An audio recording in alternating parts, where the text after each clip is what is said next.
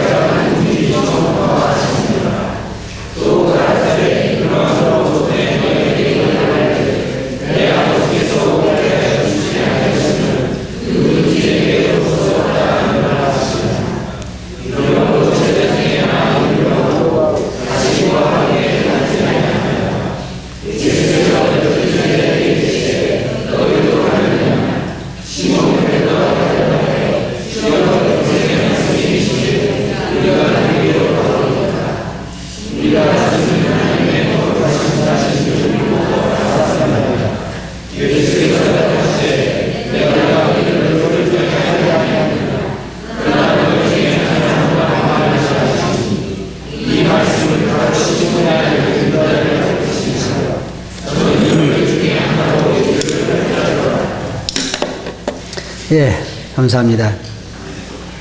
저는 오늘 이 말씀을 통해서 진정한 제자라고 하는 주제를 가지고 말씀을 드리려고 하는데요.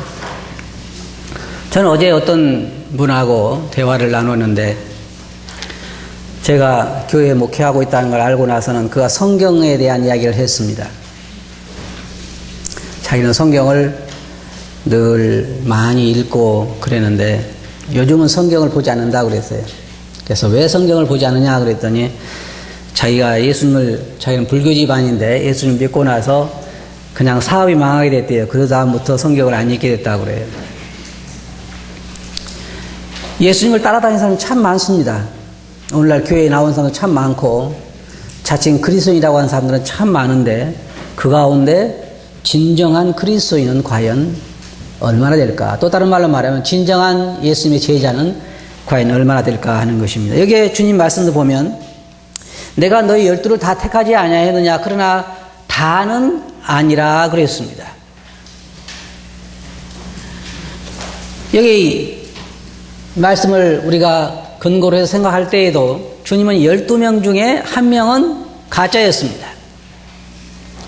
근데 오늘날 교회 보면 수천 명, 수만 명, 수십만 명 나가는 교회들이 참 많이 있는데 그 중에 과연 주님의 진실한 제자는, 또 다른 말로 말하면 진정으로 주님을 믿는 사람들은 얼마나 될까 하는 것입니다.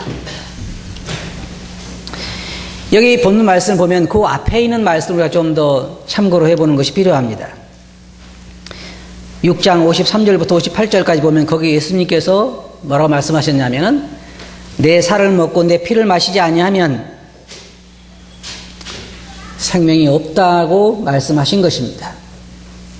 거기에 내 살을 먹고 내 살은 참된 양식이요 내 피는 참된 음료로다. 내 살을 먹고 내 피를 마시는 자는 내 안에 거하고 나도 그 안에 거하나니 살아계신 아버지께서 나를 보내심에 내가 아버지로 인하여 사는 것 같이 나를 먹는 그 사람도 나를 인하여 살리라. 이 말씀이 제자들에게 참 어려웠습니다. 또 다른 말로 말하면 예수님께서는 세상에 계실 때에 많은 이적도 행하시고 또 많은 병자도 고쳐주시고 많은 일을 하시고 많은 말씀을 하셨는데 그 모든 것이 다 뭐냐면 그들의 영혼을 구원하기 위한 것이었습니다.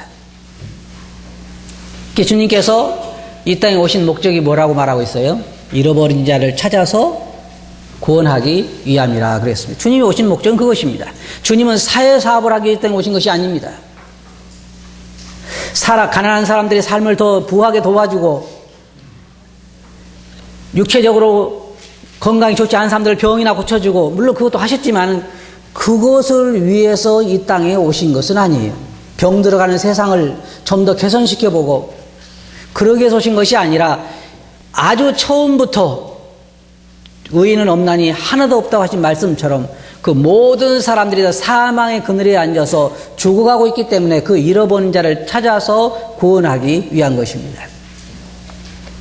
그러니까 주님은 5,000명을 먹이신다든지 아니면은 병자를 고친다든지 문둥병자를 고친다든지 안진병을 일어나게 하신다든지 아니면 그 외에 많은 바다를 잔잔케 하신 거라든지 많은 이적을 행하시는 그 목적이 무엇이냐면 어떻게 하든지 그 사람들을 주님에게 인도하기 위한 것이었습니다. 그래서 주님은 그때마다 그 대화를 영적인 대화로 전환하셨습니다. 여러분 생각해 보세요. 여러분이 요즘은 농사 짓는 사람 만나면 무슨 얘기부터 시작해야 할까요? 지혜로운 사람은 모내기부터 시작해야 할 거예요. 지금 모내기 하려고 그 이양기에다가 뭐를 다 심어놓은 사람이 갑자기 와서 컴퓨터 이야기하면요, 그 사람 뭔가 모자란 사람이에요. 근데 주님도 보면 그때마다 우물가의 여인에게 뭐라고 말씀하셨어요? 내게 물 좀 달라. 그래서 주님은 거기에서 나중에 점점 대화를 발전시켜서 영적인 것으로 대화를 바꾸십니다. 여기도 보면 우리가 이 말씀 보면 5,000명도 먹이고 병자도 고치고 많은 일을 행하신 주님께서 이제 많은 사람들이 자기를 따라왔을 때에 사실 이 많은 사람들이 지금 알고 보면 그 앞에 예수님께서 이적을 행하신 것 때문에 많은 사람들이 예수님에게 찾아왔습니다. 그때 예수님께 그들에게 영적인 말씀을 하셨어요. 그게 뭐냐면 내 살은 참된 양식이요 내 피는 참된 음료로다. 내 살을 먹고 내 피를 마시는 자만이 참다운 생명을 얻을 수 있고 영원토록 살 것을 말씀하셨는데 그때 그 말씀이 어렵다고 제자들이 떠나가 버린 거예요. 그 말은 무슨 말이냐면요, 이 예수님을 따라온 사람들의 관심사가 영적인 것에 있는 것이 아니라 육적인 것에 있다는 것입니다. 지금도 수많은 사람들이 따르는 이유가요, 영적인 것에 있지 않습니다. 유대의 지도자들은 처음부터 아주 예수 그리스도에 대해서 이단으로 몰아붙이고 그를 배척하기로 결정했습니다. 두 가지 이유 때문입니다. 유대 지도자들이 예수님을 배척한 이유는 크게 본 두 가지. 하나는 시기심 때문에 그렇게 했어요. 수많은 사람들이 예수님을 따랐기 때문에 시기심이 발동한 것이고, 또 하나는 뭐냐면 자기들이 하고 있는 것에 대해서 잘못했다고, 잘못 가고 있다고 지적했기 때문입니다. 만약의 경우에 예수님께 오셔가지고 바리새인들이 하는 것에 대해서 찬성하고 좋아하고 그랬으면요, 절대 반대할 이유가 없는 것입니다. 그러나 예수님께서, 그러기 때문에 지도자들은 예수님을 거절했습니다. 그리고 여기 이 거짓 제자들의 경우도 보면은 52절에 보면 이러므로 유대인들이 서로 다투어 가로되 이 사람이 어찌 능히 제사를 우리에게 주어 먹게 하겠느냐. 주님이 하신 말씀 보면요, 어려운 말씀들이 많잖아요. 주님께서 하신 말씀은 영적인 의미에서 하신 말씀이고, 자기가 하나님으로서 사람들의 필요를 보고 하신 말씀인데 제자들은 이해하지 못했습니다. 예를 들자면 예수님께서 요한복음 8장 56절에서 너희 조상 아브라함은 나의 때 볼 것을 즐거워하다가 보고 기뻐하였느니라. 그때 사람들이 뭐라 했어요? 네가 50도 안 됐는데 아브라함을 보았느냐? 예수께서 가라사대 진실로 진실로 너에게 이르노니 아브라함이 나기 전부터 내가 있느니라.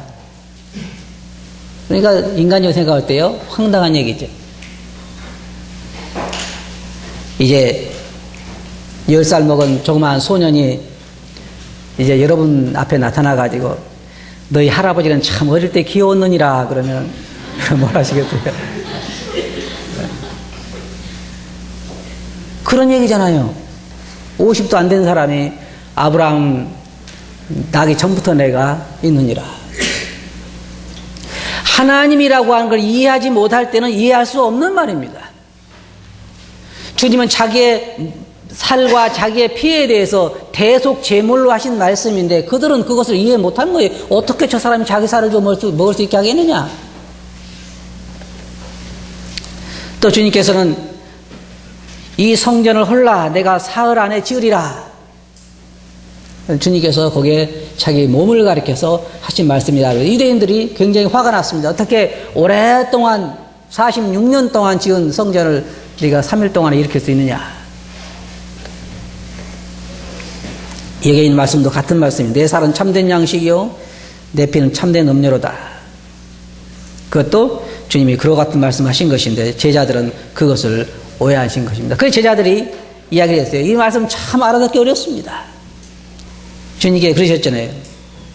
제자들이 61절에 보면 예수께서 스스로 제자들이 이 말씀에 대해 수근거리는 것을 아시고 가서 이 말이 너희에게 걸림이 되느냐. 그러면 내가 이전에 있던 곳으로 올라가는 것을 보면 어떻게 하겠느냐. 나중에 보면요. 이 사실은 이 요한복음이라든지 마태복음이나 이것이 예수님께서 승천하시기 전에 기록했으면요. 완전히 다를 것입니다. 그러나 승천하신 이후에 기록된 것이기 때문에 그 말씀의 진정한 의미를 많은 제자들이 알고 이렇게 기록한 것이에요. 그래서 이때 당시에는 제자들이 알아듣지 못했습니다. 너희도 힘드냐? 사실 주님 말씀의 의미는 내 살을 먹고라고 하신 말씀의 의미는 나를 믿으면 또는 나를 영접하면 그 말입니다. 그리고 내 피를 마시지 않으면 이 말은 죄를 위한 속죄의 대속으로서 드린 나의 희생을 받아들이지 않으면 그 말입니다.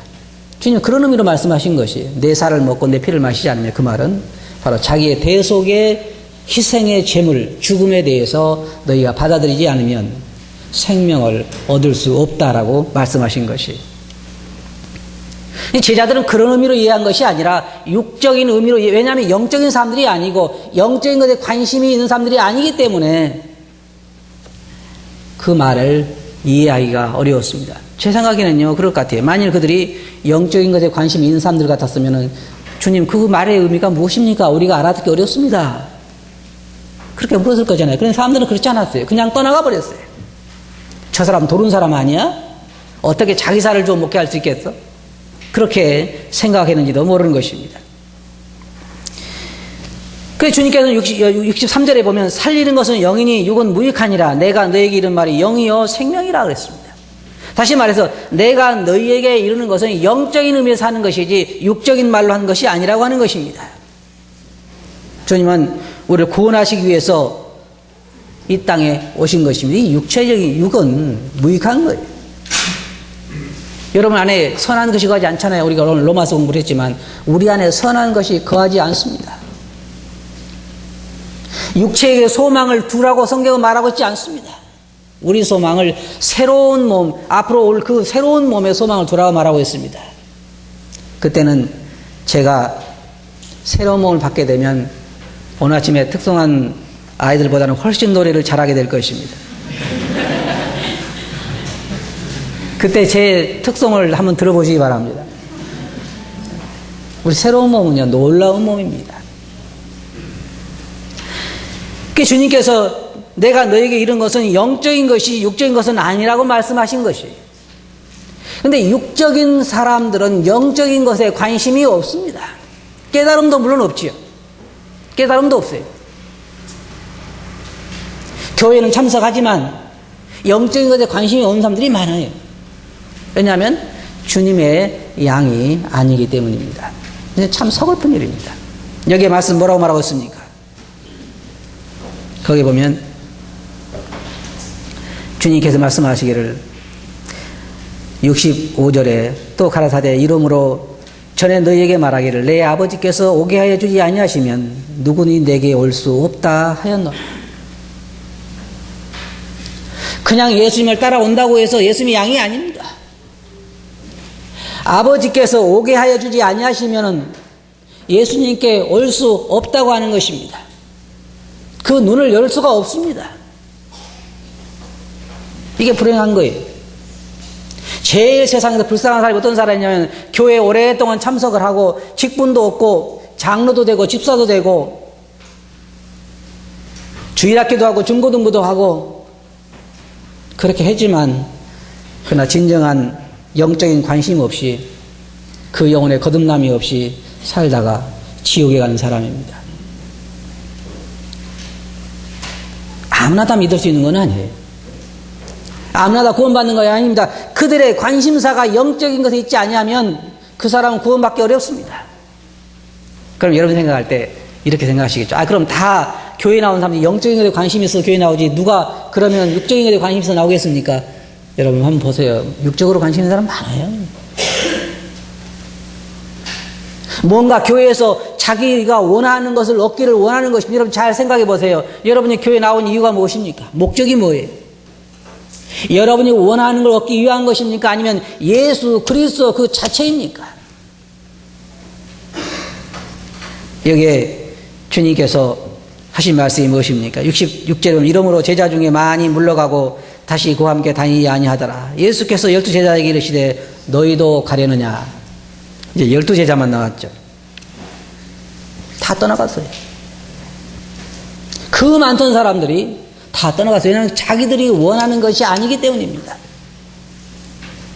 예수님을 따라오는 사람은, 교회 나오는 사람은 다 자기 나름대로 목적이 있습니다. 뭔가를 얻기 위해서 교회에 나오는 거예요. 예수님께서 그들에게 말씀하시죠. 너희도 가려느냐. 그때 베드로가 두 가지를 이야기했습니다.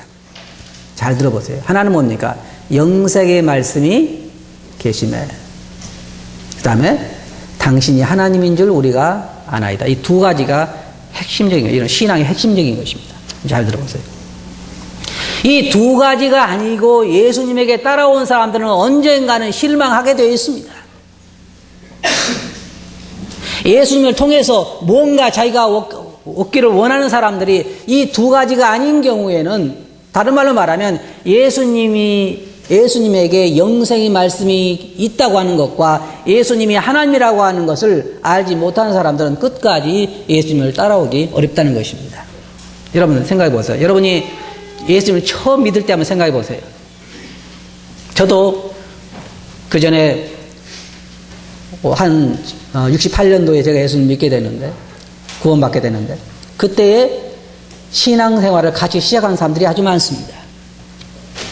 근데 지금까지 계속해서 신앙의 길을 달리는 사람들이 그렇게 많지는 않습니다.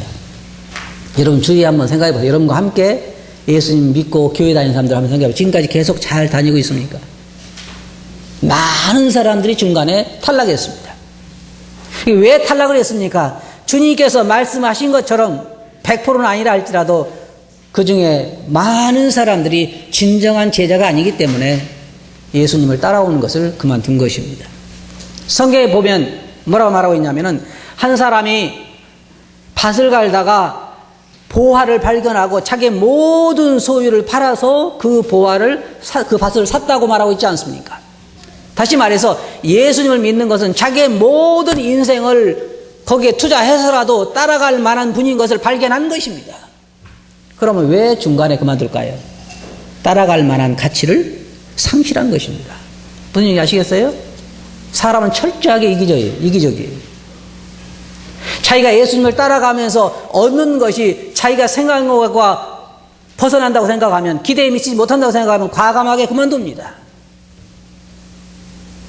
제가 서두에 말씀드린 것처럼 어떤 사람들은 예수님 믿고 나서 사업에 좀 보탬이 될까 하고 교회 나가는데 보탬은 고사하고 더 망했어요. 어떤 사람은 예수 믿고 나서 집안이 더 좋아질까 생각하고 공부 못하던 아들이 갑자기 공부도 더 잘하게 되고 집안이 더 평안해질까 생각해서 예수님 따라하는데, 어떨 때는 더 많은 집안에 어려움이 올 때 그들은 과감하게 예수님 따라가는 것을 포기하고 맙니다. 그래서 예수 그리스도에게서 그분에게 영생의 말씀이 있다는 것을 알지 못하는 사람들은 계속해서 예수님을 따라갈 수 있는 길이 아니에요. 성경에 말하기를, 예수님 믿는 것에 대해서 예수님께서 말씀하시기를 문도 좁고 길도 협착하다 그랬어요. 구원받을 수 있는 길의 문만 좁은 것이 아니에요. 문이 좁아가지고 사람들이 찾기에 힘들 그런 문도 좁지만은 문 속에 들어가서 계속해서 신앙의 삶을 사는데도 길이 협착하고 가기가 어려운 길입니다. 그래서 예수님에게 뭔가 반하지 않은 사람들, 예수님에게서 뭔가 진짜로 귀한 것을 발견하지 않은 사람들은 계속해서 그 길을 따라갈 수가 없어요. 이게 말해서 영생의 말씀이 계시네. 맞아요. 그것이 우리들의 마음을 사로잡는 것입니다. 세상에는 모두가 다 사망의 그늘 아래 앉아 있습니다. 수많은 사람들이 자신의 죄 때문에 괴로워하고, 수많은 사람들이 자기의 어떤 저번에 이야기처럼 겐지스 강에 가서 목욕을 하면 죄가 사해지고 씻어지고, 백지에다가 자기 죄를 적어가지고 촛불에서 사르면 죄가 없어지고, 그렇게 수없이 노력하지만 그 죄책에서는 벗어나지 못하는 것입니다. 평생을 죄에서 벗어날 수가 없습니다. 영생의 말씀은 주님께서 말씀하신 것처럼 나보다 먼저 온 자는 절도요 강도요 내가 곧 길이요 진리요 생명이다. 그것을 발견한 사람들만 계속해서 예수님을 따라올 수가 있는 것입니다. 영생의 말씀이 주님에게만 있는 거예요. 그곳에 눈 뜬 사람들만 지금 남아있는 것입니다. 그렇잖아요. 누가 남아있어요? 배불리 먹고 따라온 사람 다 돌아갔습니다. 이적을 보고 모여든 사람도 다 돌아갔습니다. 오직 예수님에게 영생의 말씀이 있다는 것을 발견한 제자들만, 물론 거기에 가룟 유다도 있었지만 그곳에 남게 된 것입니다. 주님은 처음부터 말씀하셨을 때 너희 중에 다는 아니다. 나중에 가룟 유다는 자기 길을 갔잖아요. 자기가 원하지 않으니까 결국 예수님을 팔고 은 30에 팔고 갔어요. 그때 당시에는 그것이 큰 돈일지 모르지만 참 불쌍한 사람입니다. 베드로가 고백했죠. 영생의 말씀이 계시면 우리가 네게로 가오리까. 그 다음에 뭐라 그랬어요? 당신은 하나님인 줄 우리가 아나이다. 그 말씀이에요. 여러분, 예수님을 따르는 사람은 적어도 이 두 가지는 꼭 우리가 확실히 아는 것입니다. 하나는 예수 그리스도에게 생명의 말씀이 있다고 하는 것, 듣는 자는 다 산다고 하는 것. 또 하나는 예수 그리스도가 바로 하나님이시라고 하는 것. 그것을 아는 거예요. 그래서 지금까지 따라오는 것입니다. 우리가 예수님을 따라오니까 생활이 좋아지고 뭐 집안에 우환이 없어지고 안 되는 사업이 잘 되고 그래서 지금까지 따라온 것이 아닙니다. 우리가 일평생을 주님을 따라오는데 그것은 뭐냐면 주님에게 생명의 말씀이 있기 때문입니다. 그것이 우리들의 매력이에요. 그래야 주를 떠나가지 못하는 것입니다. 떠나갈 수가 없는 것입니다. 그래서 우리의 모든 소유를 다 팔 수가 있는 것입니다. 주님 안에 영생의 말씀이 계시기 때문에. 수많은 사람이 살았어요. 주님이 뭐라고 말씀하셨어요? 아버지께서 오게 해주지 않으면 아무도 내게 올 수 없다. 저는 그것을 목회를 하면서 거듭거듭 깨닫습니다. 우리 교회도 지금 상당히 많은 분들이 아직까지 예수 그리스도를 영접하지 않고 있어요. 아버지께서 오게 해줘야, 그 눈을 열어주셔야 그들이 주님을 영접할 것이면 참 불쌍한 것이죠. 예수 그리스도의 말씀이 생명의 말씀이라는 것을 알아야 그를 받아들일 수가 있는 것입니다. 우리가 예수 그리스도를 믿는 것은 이 땅에 살면서 우리가 좀 더 편하게 살고자 믿는 것이 아닙니다. 여러분, 우리 주님이 얼마나 감사해요. 만약에 이렇게 생각해 봅시다. 주님에게 영생의 말씀이 있지 않고 주님이 하나님이 아니고 그냥 우리가 경제적으로도 잘 살게 되고 건강하게 살게 해주고 우리 삶 동안에 행복하게 살게 해주는 분이라고 하고 그 후의 문제는 해결하지 못한 분이라고 하면 우리가 얼마나 불쌍한 사람들입니까? 그렇잖아요. 우리가 좀 더 잘 살면 뭐하고 좀 더 행복하면 뭐해요? 영생의 말씀이 그에게 없는데, 그 하나님이 그렇게 해줄 수 있는 하나님도 아닌데 우리가 그분을 따라간다고 해서 무엇이 유익하겠습니까? 그것이 모든 세상의 종교가 아닙니까? 모든 세상의 종교가 다 그렇습니다. 그들에게 영생의 말씀이 없고 그들이 그 일을 할 수 있는 하나님이 아닙니다. 그래서 그들은 불쌍한 것입니다. 결론적으로 말씀을 드려서 여기에 베드로는 말하기를 우리가 주는 하나님의 거룩하신 자를 자신 줄 믿고 알았사옵나이다. 그때 예수께서 말씀하셨습니다. 내가 너희 12를 택하지 아니하였느냐. 선택은 주님에게 있는 것이죠. 주님께서 우리를 선택해 주신 것에 참으로 감사를 드립니다. 사람들의 관심은 주님의 병고침이나 이적을 행하심에 있었지 영적인 것에 있지 않았습니다. 그러니까 주님께서 영적인 것에 대해서 이야기를 시작하면서 사람들은 관심을 잃었고 흥미를 잃었고 주님을 떠나가 버리고 말았습니다. 교회에서도 그런 경우가 많이 있어요. 그리고 영적인 것에 대해서 이야기할 때 사람들의 관심, 육적인 사람들은, 주님의 진정한 제자가 아닌 사람들은 관심을 잃어버리게 되는 것입니다. 진정한 제자의 특성은 주님에게서 영생의 말씀이 있다는 것을 알고 또 그가 하나님이신 것을 믿고 아는 것입니다. 그런 사람이 진정한 그리스도의 제자인 것입니다. 주님이 이렇게 말씀하셨습니다. 내 양은 나를 알고 나도 그를 안다 그랬습니다.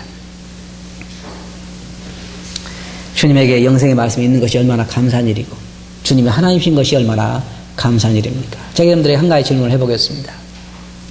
여러분의 관심은 어디에 있습니까? 교회에 나오고 신앙생활하는 그 주요 관심사는 무엇입니까?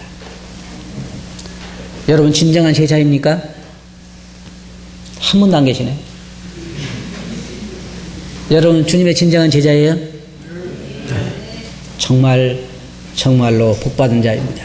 저는 주님이 베드로와 같은 고백을 할 수 있습니다.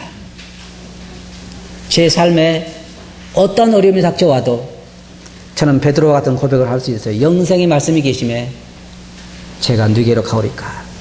주는 하나님이신 줄 제가 믿습니다. 이거 여러분 고백입니까? 그럼 여러분 진정으로 복받은 자입니다. 기도하겠습니다. 거룩하신 아버지 하나님,